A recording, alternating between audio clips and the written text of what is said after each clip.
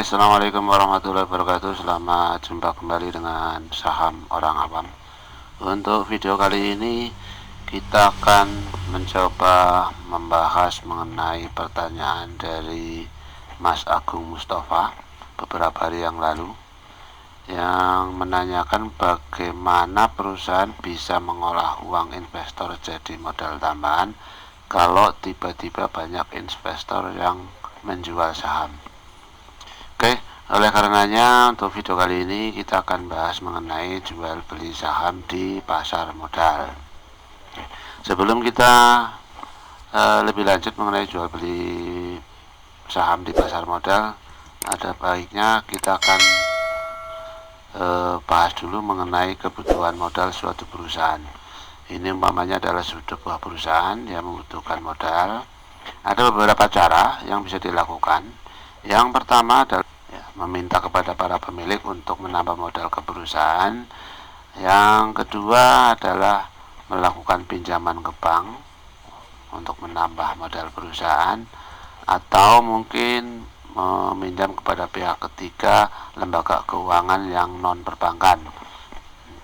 Ini adalah bagi perusahaan yang masih private atau yang belum go public, belum terbuka. Jadi mekanismenya adalah semacam ini untuk menambah kebutuhan modal. Tetapi kalau bagi perusahaan yang sudah go public, dia bisa melakukan penambahan modal dengan cara menjual sahamnya di pasar modal. Nah, ini adalah perusahaan yang sudah go public. Nah, untuk menjadi perusahaan yang go public itu mekanismenya tersendiri ya. Nanti akan kita bahas di video terpisah. Untuk kali ini adalah kita akan bagaimana perusahaan menambah kebutuhan modal melalui pasar modal. Oke, bagi perusahaan yang sudah go public bisa menjalankan atau memenuhi kebutuhan modalnya adalah melalui pasar modal. Syaratnya adalah perusahaan tersebut sudah listing di Bursa Efek, dan langkah pertama yang harus dilakukan adalah harus melakukan IPO. Apa itu IPO? IPO adalah singkatan dari bahasa Inggris yaitu Initial Public Offering. Maksud dari IPO adalah kondisi bahwa perusahaan akan menjual sebagian sahamnya kepada publik atau masyarakat umum. Jadi IPO ini maksudnya adalah Initial Public Offering untuk melakukan penjualan sebagian saham yang ada di perusahaan kepada publik atau masyarakat umum melalui pasar modal atau bursa efek. Nah, IPO ini adalah salah satu cara perusahaan untuk mendapatkan dana melalui pasar modal. Jadi seperti bagian yang tadi, bahwa salah satu caranya adalah kalau perusahaan sudah bisa listing di Bursa Efek dan go public adalah mencari tambahan modalnya adalah dengan menjual saham di pasar modal kepada masyarakat umum. Kemudian ini adalah gambaran logika sederhananya.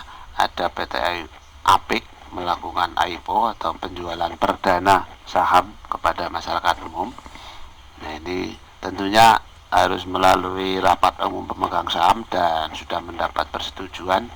Kemudian kepada Bursa Efek juga sudah disetujui untuk listing, dan tentunya di dalam lingkaran Bursa Efek ada perusahaan sekuritas, yaitu perusahaan sebagai perantara antara masyarakat umum dengan Bursa Efek dan para emiten. Nah, perusahaan yang sudah terdaftar di Bursa Efek ini disebut dengan emiten, atau yang listing di Bursa Efek disebut dengan emiten. Nah, emiten ini untuk menjual di bursa saham itu nanti akan dijembatani oleh perusahaan sekuritas kepada kita. Sebagai contoh di sini misalnya PT Apik sudah disetujui melalui rapat umum pemegang saham menjual sebanyak 500 juta lembar saham, yaitu 25% dari total saham yang dimiliki. Nah, 500 juta lembar saham ini dijual dengan Rp500 per lembar saham. Nah, ini karena sudah diperhitungkan bahwa untuk menambah modal perlu menjual 500 juta lembar saham dengan harga Rp500 per lembar saham. Nah, ini berarti PT Apik menjual saham melalui Bursa Efek dan dijembatani oleh perusahaan sekuritas, nanti ketemu dengan masyarakat umum yang akan membeli. Nah, oleh karenanya di sini misalnya ada jutaan orang, dan ini adalah ada 10.000 orang yang berminat untuk membeli dari PT Apik ya. Ya, ini ada 10.000 orang yang tertarik untuk investasi dengan membeli saham dari perusahaan Apik melalui IPO.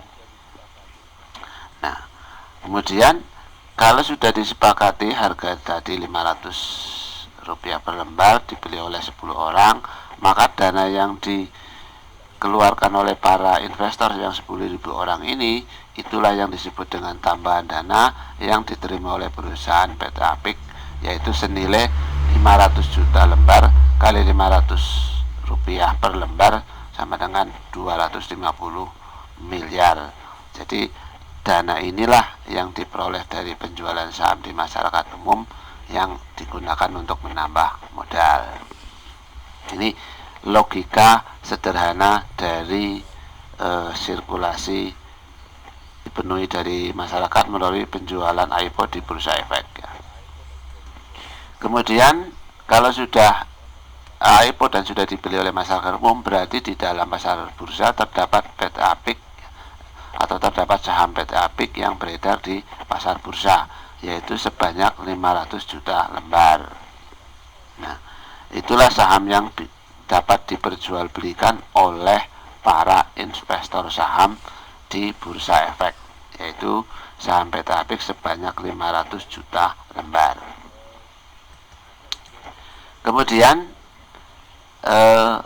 ada istilah kapitalisasi pasar atau market cap. Market cap ini maksudnya adalah nilai pasar dari suatu perusahaan. Jadi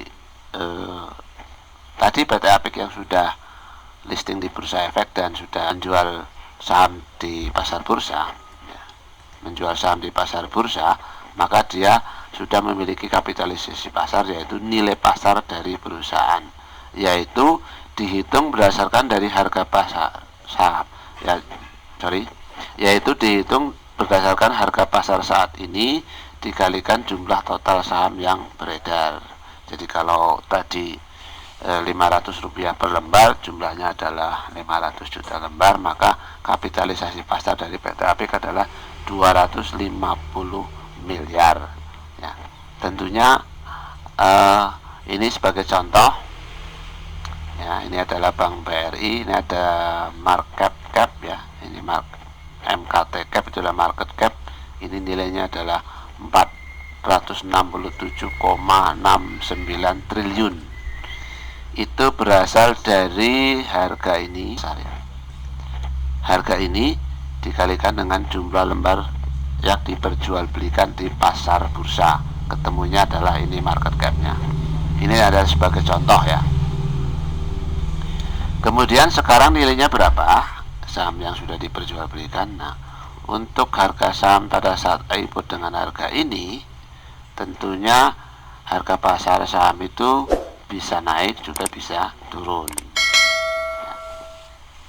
Nah, naik turunnya ini adalah yang dilihat oleh para investor yang di pasar bursa yang akan membeli atau menjual.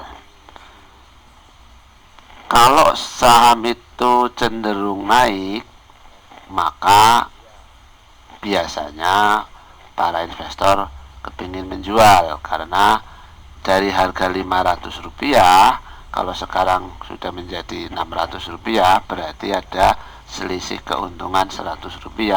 Nah, itulah biasanya para pemilik mendapat keuntungan dari selisih harga pada saat beli pertama Rp500 per lembar, dan pada saat ini misalnya naik menjadi 600. Tapi ada kalanya juga orang akan membeli pada saat harga turun, dengan harapan setelah kita beli dengan harga turun, berarti harganya murah, maka dia akan mendapatkan keuntungan di kemudian hari pada saat harga naik lagi. Nah, Itulah yang terjadi di pasar secara sederhananya. Logika berpikirnya adalah seperti itu. Kemudian logika secara sederhana berikutnya adalah inilah berikutnya, kalau jumlah lembarnya sudah dapat diperjualbelikan di pasar modal, maka dia akan melakukan jual beli. Contohnya ini adalah 10.000 orang yang tadi memiliki saham Beta Apik. Karena harganya naik, dia memutuskan untuk menjual melalui perusahaan sekuritas. Sekuritas nanti akan berhubungan dengan pasar bursa.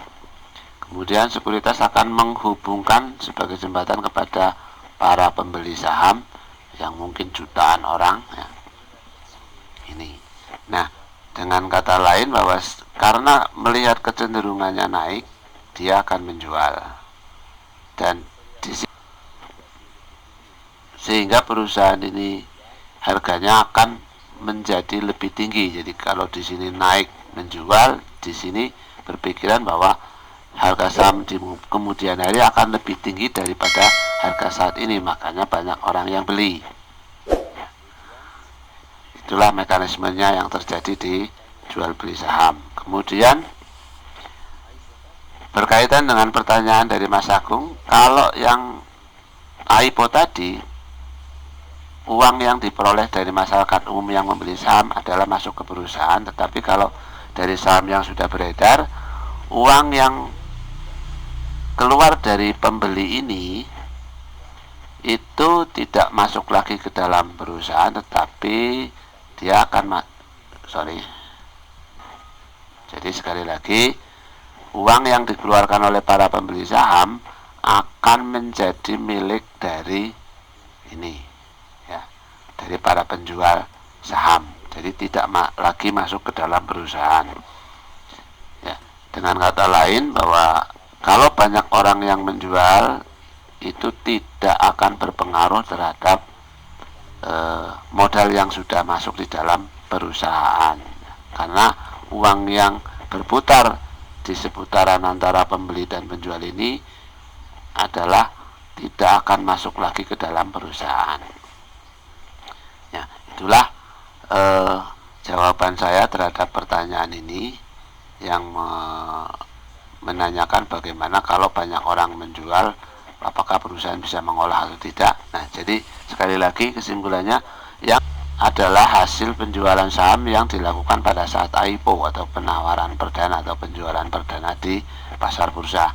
Sedangkan bagi perusahaan bagi saham yang sudah beredar, diperjualbelikan adalah nanti hubungannya adalah antar investor yang melakukan jual beli di pasar modal melalui perusahaan sekuritas. Kira-kira itu yang bisa saya sampaikan, dan jangan lupa berpikir cermat, mantapkan hati, dan jangan tunda keputusan. Akhirnya dari saya, Saham Orang Awam, mudah-mudahan bisa bermanfaat, dan mohon maaf apabila ada tutur kata yang kurang berkenan di hati panjenengan semuanya. Sekali lagi jangan lupa subscribe, bunyikan lonceng, like, komen, dan share-nya. Dan akhirnya terima kasih. Assalamualaikum warahmatullahi wabarakatuh.